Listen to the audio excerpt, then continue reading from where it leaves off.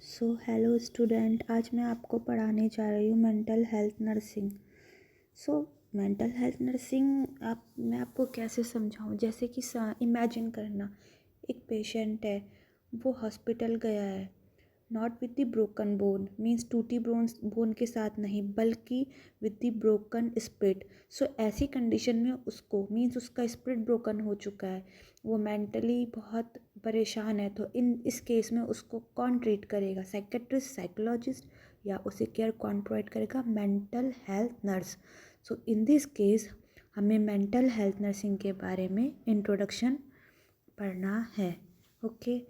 So mental health nursing सिर्फ mentally disorder patient के लिए ही इम्पॉर्टेंट नहीं है, बल्कि ये नॉर्मल पेशेंट्स के लिए भी इम्पॉर्टेंट है। क्यों? क्योंकि वो भी एंजाइटी, सेपरेशन फेस करते हैं ड्यूरिंग दी ट्रीटमेंट।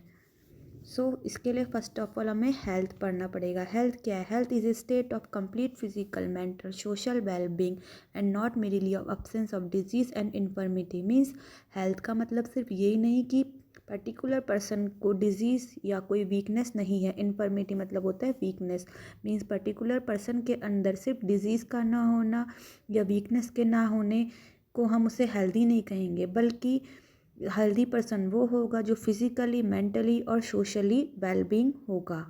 देन हम पढ़ेंगे डिजीज़ एंड डिसऑर्डर। डिजीज़ जो है 2 पार्ट्स में डिवाइड किया गया है। डिस माने डिस्टर्बेंस, ईजी माने कंफर्ट। मीन्स ऐसी कंडीशन जिसमें हम कंफर्ट से बाहर आ जाते हैं, अनकंफर्टेबल फील करते हैं, तो उसे क्या बोलते हैं हम? डिसीज़। वाइल डिसऑर्डर को क्या बोलते हैं? डिस माने डिस्टर्बेंस, ऑर्डर माने प्रोसेस। मीन्स हमारे बॉडी का, जैसे हमारी बॉडी एक सिस्टमेटिक तरीके से काम करती है, किसी सिस्टम में कोई हिंड्रेंस आ जाना या कोई सिस्टमेटिक तरीके से काम नहीं करना, ऑर्डर बिगड़ जाना, तो उसको हम क्या बोलते हैं? डिसऑर्डर बोलते हैं। नेक्स्ट, हमें मेंटल हेल्थ नर्सिंग को समझने से पहले ब्रेन और माइंड के बीच में डिफरेंस पढ़ना या समझना बहुत ज़रूरी है। तो ब्रेन और माइंड दोनों अलग अलग चीज़ें होती हैं। ब्रेन क्या होता है? फिजिकल थिंग जिसे हम देख सकते हैं। जब न्यूरोलॉजिस्ट या फिर जब हम कोई ऑपरेशन करते हैं, न्यूरोलॉजिस्ट जब कोई ऑपरेशन करते हैं तो वो ब्रेन को देखते हैं, और जैसे हमें दिखाया जाता है लैब में सैरीबलम, तो वो विजिबल है, हम उसे देख सकते हैं। इसीलिए उनका कोई शेप और साइज़ होता है, जबकि माइंड का कोई शेप और साइज़ नहीं होता, हम उसको देख नहीं सकते हैं। ब्रेन का वेट होता है, माइंड का कोई वेट नहीं होता। ब्रेन को हम टच कर सकते हैं, माइंड को हम टच नहीं कर सकते। ब्रेन के ब्लड वेसल्स होते हैं, जैसे कि हम एनाटॉमी में पढ़ते हैं, उसके नर्व सेल्स होते हैं, बट माइंड का कोई नर्व सेल्स नहीं होते, बल्कि वो हाइपोथेटिकल होता है। मीन्स इमेजिनेशन, मतलब माइंड हमारी थिंकिंग, जो हम थिंक करते हैं, जो मेमोराइज करते हैं, वो हमारा माइंड होता है। जबकि ब्रेन में क्या होता है? सैरीबलम, ठीक है, ये सब चीज़ें क्या होती है? ब्रेन में होती है। अब एक मेंटल हेल्थ क्या होता है? मेंटल हेल्दी पर्सन वो होता है जो अपने एक्सटर्नल और इंटरनल स्ट्रेसर को मैनेज कर सके। जैसे इमेजिन करो, एक्सटर्नल और इंटरनल स्ट्रेसर क्या होता है, पहले हमें वो क्लियर करना है। इमेजिन करो, एक एक पर्सन है, वो अपने इंटरव्यू के लिए जा रहा है। अब रास्ते में ट्रैफिक जाम हो गया, ठीक है, वो ट्रैफिक जाम की वजह से उसे स्ट्रेस होने लग गया, एंजाइटी होने लग गया। क्यों? क्योंकि वो इंटरव्यू के लिए डिले हो गया। तो वो ट्रैफिक जाम जो है वो उसका एक्सटर्नल स्ट्रेसर है, मतलब बाहर के इन्वायरमेंट के वजह से उसको स्ट्रेस हो रहा है। भाई इंटरनल स्ट्रेसर क्या होता है?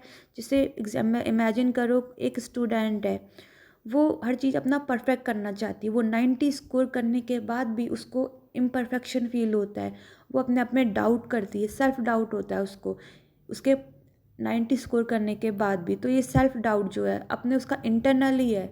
तो ये इंटरनल स्ट्रेसर है जो वो अपने खुद के अंदर जो है उसके खुद पैदा हो रहा है, तो वो इंटरनल स्ट्रेसर है। जैसे सेल्फ डाउट, ये मोस्टली जो हर चीज़ परफेक्ट करना चाहते हैं उनके अंदर ये क्रिएट हो सकता है।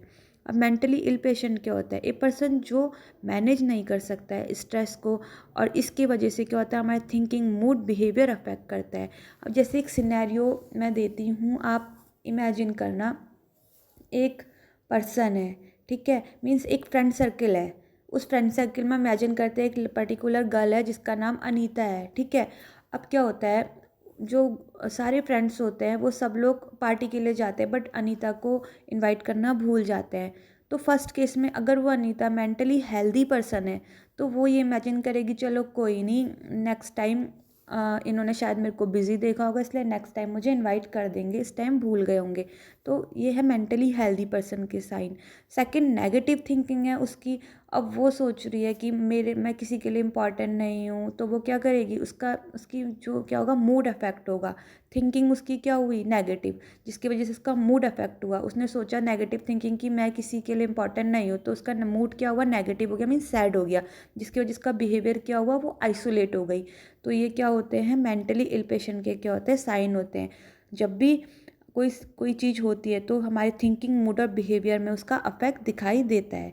नेक्स्ट वीडियो में हम पढ़ेंगे मेंटली हेल्दी और मेंटली इल पेशेंट का जो पर्सन होता है उसके इंडिकेटर्स क्या होते हैं और मेंटल डिसऑर्डर के कॉजेज़ क्या होते हैं। तब तक के लिए थैंक यू।